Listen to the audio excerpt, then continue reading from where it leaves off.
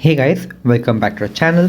We've got another legend style video for you guys today where I walk you guys through some super bowler smash attacks in Legend League, and of course I'll be giving you guys tips on how you can kind of break every base that you find out there. So if you guys do enjoy this video, feel free to drop a like, even a comment, or if you find yourself coming back often, maybe even subscribe to the channel if you haven't already.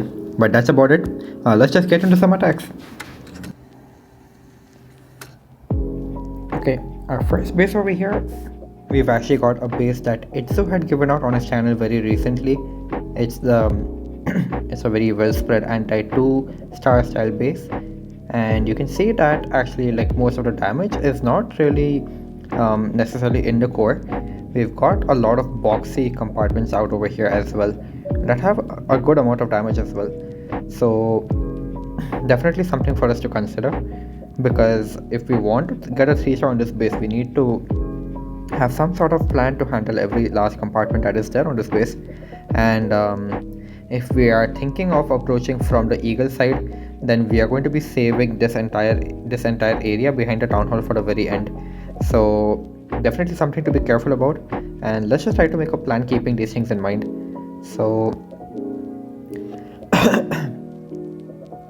first things first, we can see that there are some flame flinger weaknesses on this base. One is this eagle grab over here. Another one that I can see is we can get like one of these merged towers, merged sides I guess, down as well. So for me, I would consider the merged defenses to be a bit of a higher value, because I'm guessing that this area is going to be well protected compared to the area nearer to the eagle, simply because of the fact that if you're going to use root riders, then you would probably try to get access to the eagle as early as possible, right? So keeping that in mind, I decided to go for an approach which would kind of enter from somewhere behind the town hall. And now that I've identified this weakness on the base, I'm going to try to have a flame flinger go for this area on the base. And in order to do that, I'm going to have to tank this mortar over here with a Yeti. And what I can do is actually I can just have a very simple warden walk to clear this much of the base. Now that I have this much of the plan, like in action, like I know that my warden's going to do this much and my flame flinger is going to help me out with this much of the base. So that kind of sets me up for an entry with my bowlers through over here. And over here, because of the nature of the base, what I can do is I can actually send the queen outside so that she can help trim out the outermost areas rather than just letting her go to waste.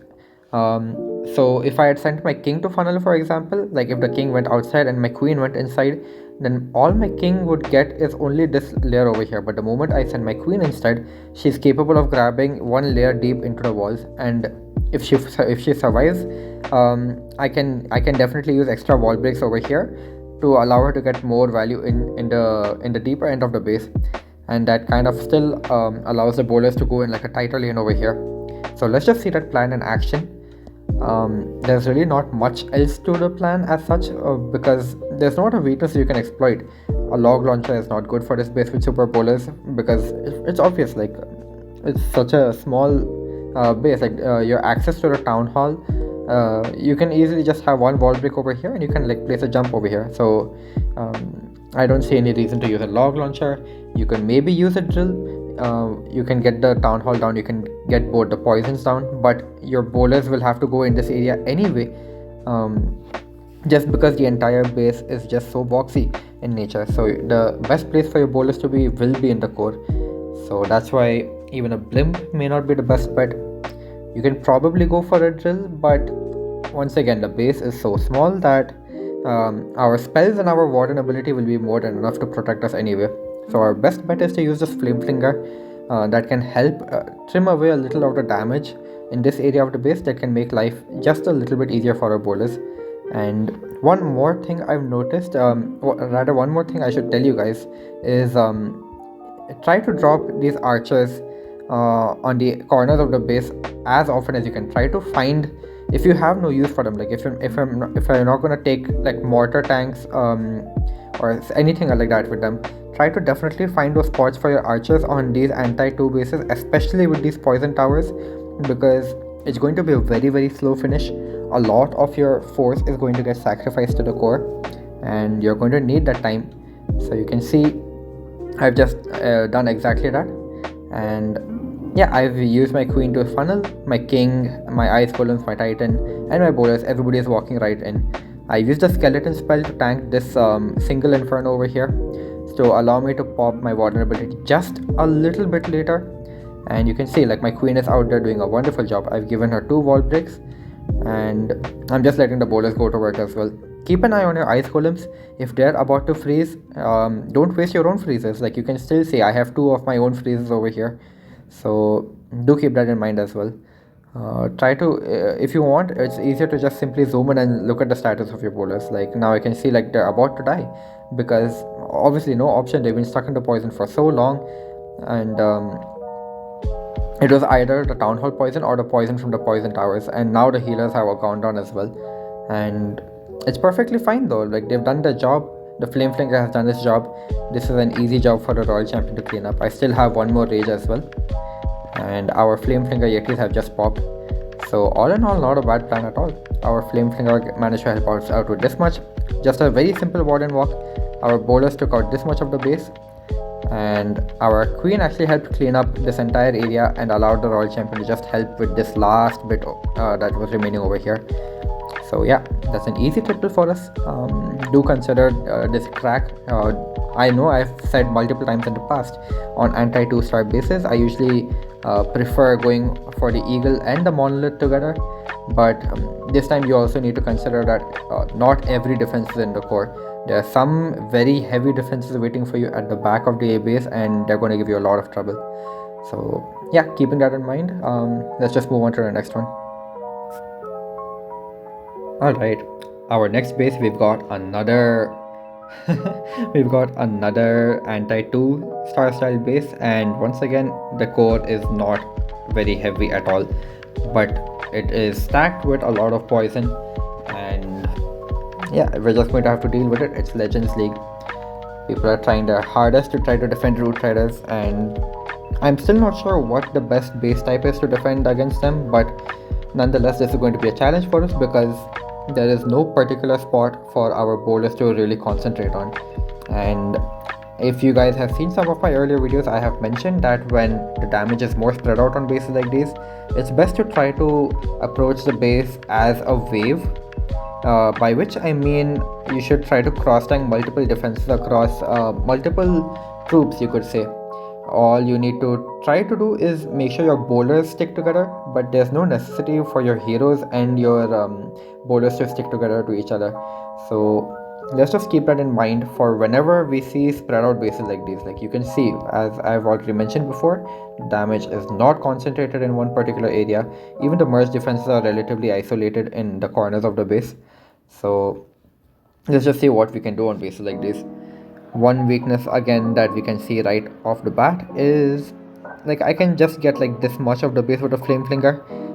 If I'm worried about the flame flinger starting to go up over here instead, I'm just going to have to place my king early over here, so that I can tank this ground expo and eventually force the flame flinger to come back down over here towards the ricochet cannon. And honestly, I can just have like a warden walk over here, because the flame flinger plus I guess in this case the king over here is going to be enough to set a funnel. And I'm sure because of all the walls being open, like this is not going to be considered a closed wall by our wall breakers, because it's like a void compartment. There's no buildings behind this wall over here. So I'm pretty sure that if I deploy a wall breaker over here, it's going to go and target this wall, even though it's a very small wall. Just because of the fact that there are buildings that are touching this wall and there's no other closed compartments nearby, the wall breaker will break it. So this is going to be an easy funnel for us. I can just delete a lot of the trash out here with the flame flinger, and I can do the same with the warden walk over here. What I try to do as well is, I think I see that there's no air targeting defenses protecting this ricochet cannon, so I try to take it out with a baby dragon, but I get a little unlucky with a black mine or something. I don't really remember. But yeah, that's more or less what you should consider for the funnel into the base. And you can see over here I am prioritizing the eagle just because of the spread out nature of the base. While I do acknowledge that the damage is not going to be very high on my smash at any point in time, I would like my passive damage to be reduced. So I'm going to definitely go for the eagle first, and we're just going to have to play it by the ear, because we don't know how our troops are going to split as we go around. And once again, like, the access into the core is actually very simple. Just a jump over here is more than enough for us. And over here, luckily for me, like, the monolith and single inferno, it's like a monolith with a single inferno. If this is a multi inferno, it would have been a much bigger problem for me. But now in this case, I can just drop a skeleton spell over here to tank both of them. And you can see I'm doing exactly that. I'm starting to spam. I've literally dropped a yeti, an ice golem, and then my king, rather than simply just having my king. So I'm just trying to drop whatever I can to try to funnel out this area, to encourage my bowlers to try to stick in this lane over here. You can already see it's not going to necessarily happen, because I really haven't taken care of this area over here. But again, it doesn't really matter too much to me, because the base is so spread out. So let people go wherever they want to, because of the different ranges that each of the troops have. Like, you're noticing, like, the king split off to the left because he's a melee type of troop. The bowlers are sticking with each other because they have that 1 tile range, and the queen is obviously doing her own thing because she has a 4 tile range. So that's another good thing about spam attacks. Like, as long as you keep your troops together for a while, even though the funnel is not entirely set, as long as you're moving quickly enough and you're dealing damage quickly enough, more likely than not, you're going to have your troops stay together in, like, open areas like these. So do keep that in mind. The only problem is we cannot predict where they're going to go. It's just likely that they're going to stick together.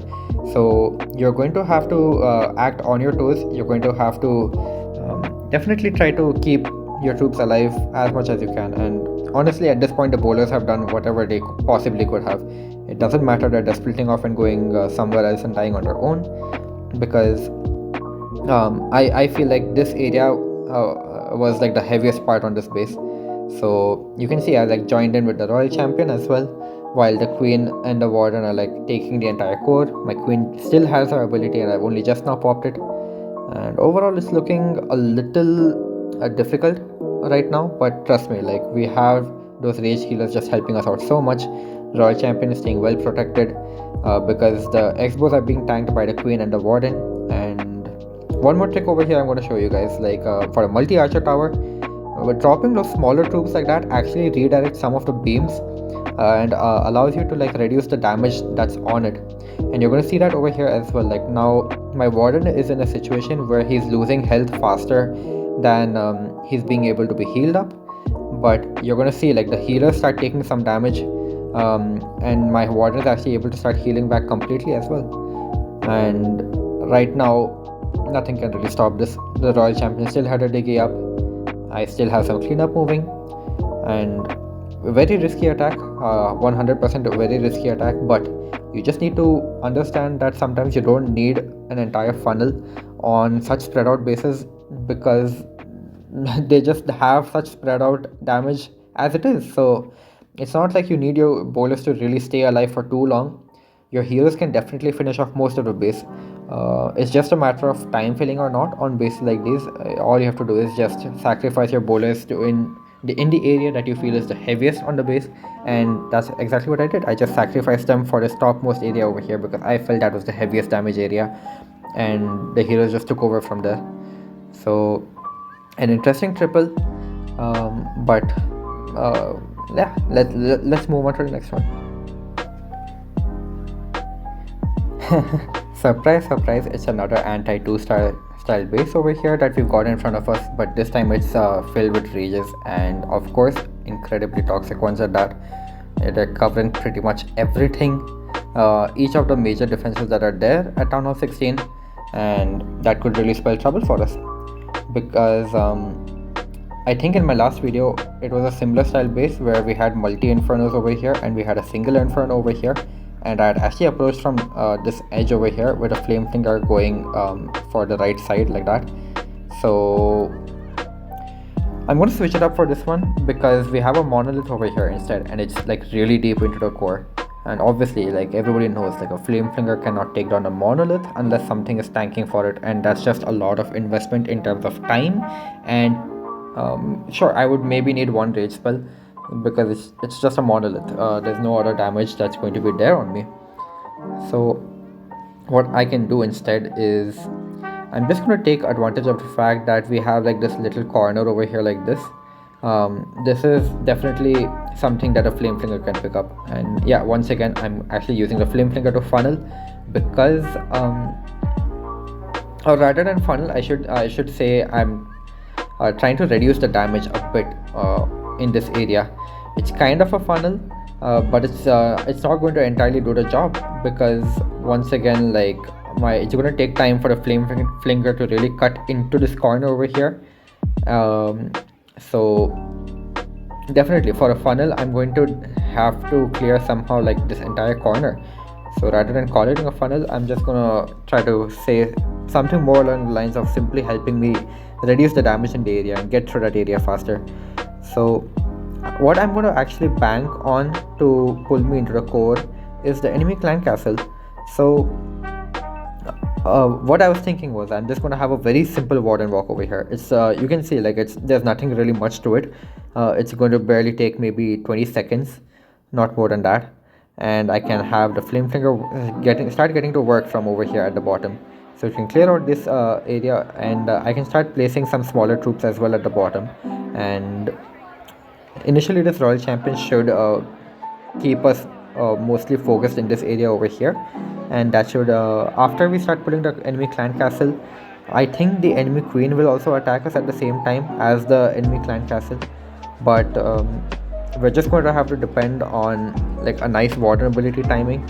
And because the core is so compact, I can actually abuse the super bowlers on bases like these, because rather than me talking about it, let me just show you guys. It's going to be amazing. It looks very scary, I'm well aware, but trust me, all you have to do is as soon as these rage towers pop, just use your warden ability. We even have the giant gauntlet now, which is as good as a super bowler in itself, and under that warden ability we can do anything. We can literally do anything. So very simple, as I was talking about earlier, nothing really much to it. So I'm just going to fast forward this part a little bit, and you can see over here how I started deploying those archers that I was talking about earlier. Something to just help clean things up. I've even deployed one archer on the right corner over here, and yeah, you can also see now I've dropped this baby dragon, and you can see the flame flinger is kind of going to help us get rid of that Tesla as well, and it's going to start chipping away on the monolith and on the single inferno and the warden statue. It's going to work out really well for us. So now you're going to see that rage tower is just about to pop. My bowlers are like at half health, and I'm not even abusing the king bug on this one. I'm simply just using the king normally, and I've just caught him in the warden ability after he's popped it. And you can see over here my troops are not really staying together, so I'm going to have to start using my freezes very carefully, and I'm going to have to be very careful with my rage spell placement. It is not very easy to get a funnel into this base from any angle. That's actually one of the reasons why I have mentioned that it's not an explicit funnel over here. So we're just going to have to depend on the clan castle really kind of pulling our troops inside, and we're just going to have to allocate freezer as much as we possibly can. It has happened to me in the past that my bowlers have simply just walked out as well, but fear not, because those rage bounces can get some really nice change into the core, and honestly it's almost as good as just having them go into the core. Trust me on that one. If it does happen to you guys, you just react to it, and use your spells wisely. And it's a good thing that like I only have one super bowler over here, right? But I noticed this bounce that it was doing from the multi-archer tower to the bomb tower onto the monolith, and that much is enough incentive for me to really do this. Like, just have a look at this. He's actually going to take out their monoliths before he goes down. It's crazy. So find those opportunities like that. If your bowlers start walking around, try to find the pack that gets healed up by your healers. Try to allocate those rages so that those bounces can just do what they do best. And my flame flinger troops have somehow made their way into the core, and my royal champion is not really even needed at this point. Like, she's literally like completely at full health, and I've practically just dropped her for cleanup over here. You can see that. So over here you can see once again, like, I haven't really set a funnel, but what I am doing is I am allocating spells and I'm using my hero abilities correctly. So over here the flame flinger was used just for damage mitigation a little bit, because I'm well aware it's going to be extremely difficult to set a funnel. I could not have warden walked the 6 or the 12 o'clock corner on this base, and all in all, we have to just adapt sometimes. Like, we're gonna have to find difficult bases in Legend League and we just have to adapt to them. So don't be scared, even if your bowlers end up walking out or something like that. Have some confidence in them. You can see, like, all of these buildings next to these walls, they can easily get some good bounces into the core. But yeah, let's just hop into our last attack for this video and then we'll call it a wrap. Alright, our last base is also an anti 2-star base. I really can't help the bases that I'm finding in Legend League, because I guess in high legends people are slowly shifting to those well spread cores. Like, you can definitely see, like, the core is very well spread. We have defenses going in like multiple layers, and overall it's just a lot of space to cover, and it could definitely help stop root rider spams. So maybe I'll try these base styles on defense as well. I currently have a box base on defense, but I'll try to switch away from it in and maybe experiment with these. But yeah, let's just talk about how we can break these bases down. So once again, like, it's an anti 2-star base, but over here we can see that the eagle and the monolith are on opposite sides, so it's up to us to choose which side we want to try to approach from. We can clearly see that the eagle over here is less intense as compared to this area over here. So I'm definitely going to approach from this edge over here, and I think I've mentioned this in a previous video, but over here my flame flinger can't really do much in terms of like a funnel job. So at most what it can do is get like just these 4 buildings, and what it'll also end up doing is, as it hits this mortar, it'll actually break this wall open, and I don't really want that. So suppose I did like a warden walk over here and I place my flame flinger over here. As this mortar gets targeted by the flame flinger, it'll actually break this wall open right over here, and it can lead to your troops kind of leaking around over here, which is a big problem obviously, because we need as much force as we can to deal with this area over here, and then leading into the town hall as well.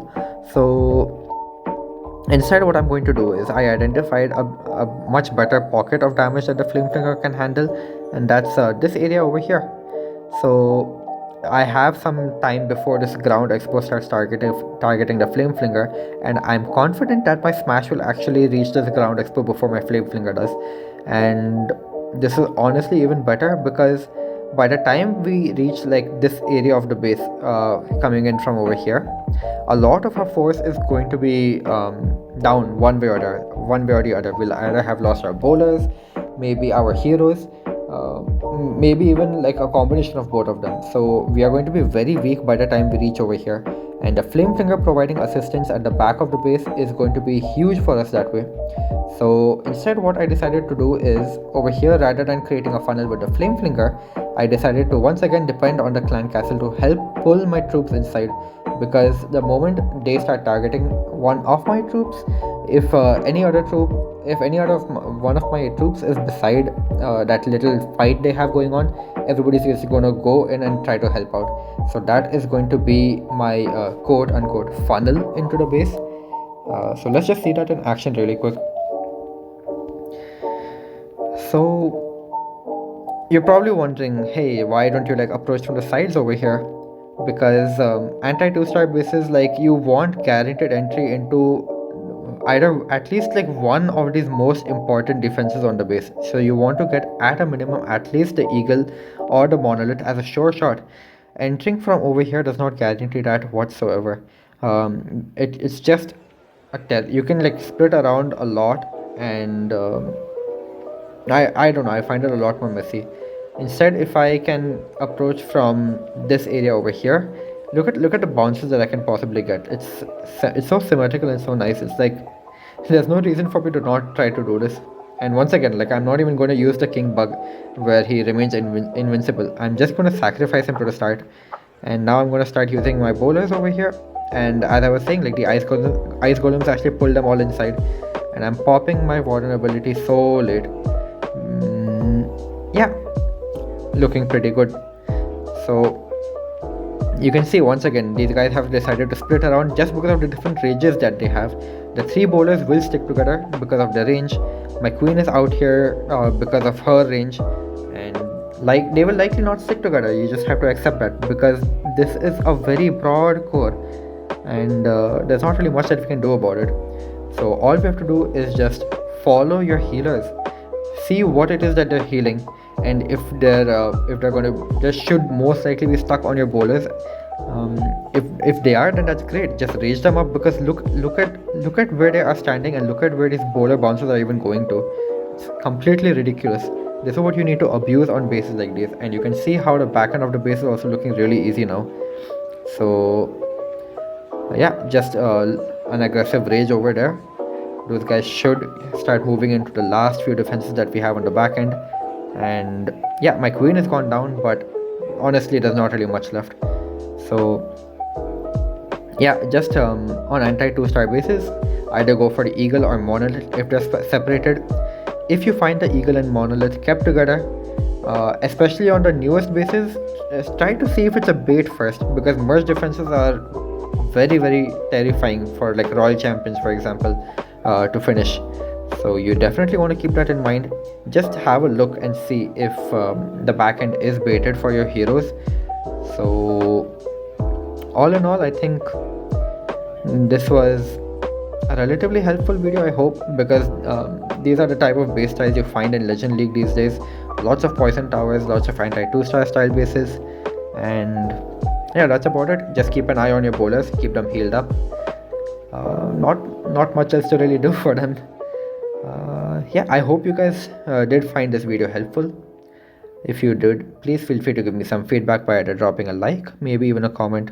And if you find yourself coming back often, feel free to subscribe. It's all just to help the channel as a content creator. So yeah, I'll see you guys in the next one. Peace.